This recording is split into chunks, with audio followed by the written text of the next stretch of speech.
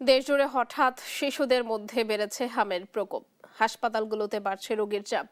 এ নিয়ে আরো জানাতে যশোর থেকে সরাসরি যুক্ত হচ্ছেন সহকর্মী সালাউদ্দিন সাগর। সাগর, আপনি জানাবেন হাসপাতালে হাম আক্রান্ত কতজন শিশু ভর্তি আছেন আর চিকিৎসা সঠিকভাবে পাচ্ছেন কিনা?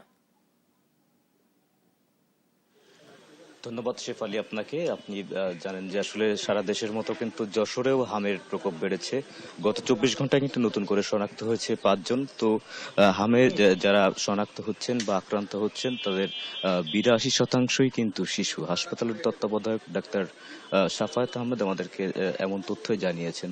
তো গত ২৪ ঘন্টায় ৫ জন শনাক্ত হলেও একই সাথে কিন্তু ৬ জন কিন্তু সুস্থ হয়ে বাড়ি ফিরেছেন এবং জেলায় এখন পর্যন্ত কিন্তু মোট ১৬৩ জনের হাম শনাক্ত হয়েছে। তবে রোগটি ল্যাব পরীক্ষায় কিন্তু আসলে খুব কমই সুযোগ পাওয়া যাচ্ছে, কারণ জ্বরের প্রকোপ বেড়ে যাওয়ায় কিন্তু হাম সন্দেহজনকভাবে কিন্তু প্রাথমিকভাবে ট্রিটমেন্ট দেওয়া হচ্ছে। তবে ল্যাব পরীক্ষায় এখন পর্যন্ত কিন্তু শনাক্ত হয়েছেন ৮ জন এবং জেলায় সর্বমোট ৮ জন কিন্তু সুস্থ হয়ে বাড়ি ফিরেছেন। এছাড়া হামে আক্রান্ত এখনো ভর্তি রয়েছেন ২৩ জন।